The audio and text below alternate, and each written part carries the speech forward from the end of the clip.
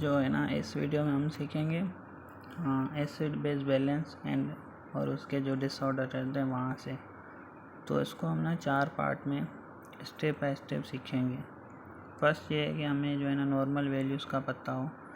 जो normal pH होती है ना वो 7.4 से 7.35 से लेके 7.45 तक होती है नॉर्मल पीएच।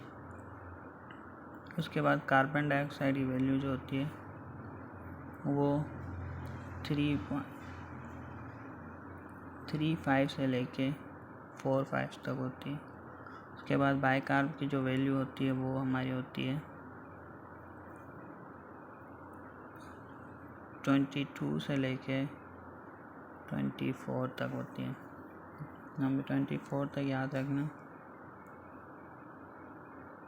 नेक्स्ट की जो होती है हमारे पास जो है ना पीएच 7.4, कार्बन डाइऑक्साइड 40। ये नॉर्मल वैल्यूज जो है ना वो याद करना। अगर वो नॉर्मल चीज़ याद ना रहे तो हम कंसीडर करते हैं 7.4, 40, 24 को।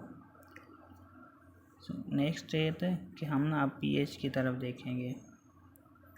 अगर वो लो होगी तो एसिडोसिस में हो जाती है पीएच। अगर वो हाई होगी तो अल्कलोसिस में होती है। अगर लो होगी तो एसिडोसिस, अगर लो होगी। अगर हाई होगी तो अल्कलोसिस लोसिस, ठीक है, अल्कलोसिस हो जाएगी।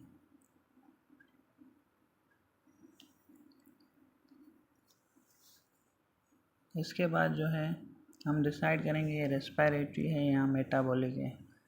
प्राइमरी डिस्टर्बेंस अगर कार्बन डाइऑक्साइड में होती है तो ये रेस्पिरेटरी होगी।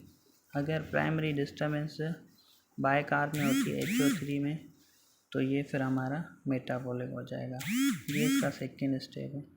थर्ड स्टेप में क्या हम डिसाइड करेंगे कि ये कंपनसेटिव है या फिर अनकंपनसेटिव है। अगर प्राइमरी प्रॉब्लम जो है कार्बन डाइऑक्साइड लेवल में आ रही है, जैसे प्राइमरी प्रॉब्लम जो है कार्बन डाइऑक्साइड में आ रही है और बाइकार्ब जो लेवल है NPH जो है वो दोनों नॉर्मल है और जो नॉर्मल रेंज के करीब ही हैं, तो ये कंपनसेट होगा, कंपनसेशन हो रही है। अगर प्राइमरी प्रॉब्लम जो है ना कार्बन डाइऑक्साइड है बट बाइकार्ब लेवल और पीएच जो है ना वो नॉर्मल रेंज के करीब नहीं है, तो ये अनकंपनसेट होगा।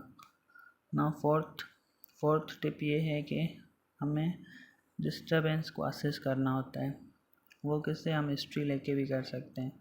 अगर प्राइमरी प्रॉब्लम रेस्पिरेटरी सिस्टम में है तो लंग्स, चेस्ट जो कि रेस्पिरेटरी एसिडोसिस होंगे और अल्कलोसिस होंगे।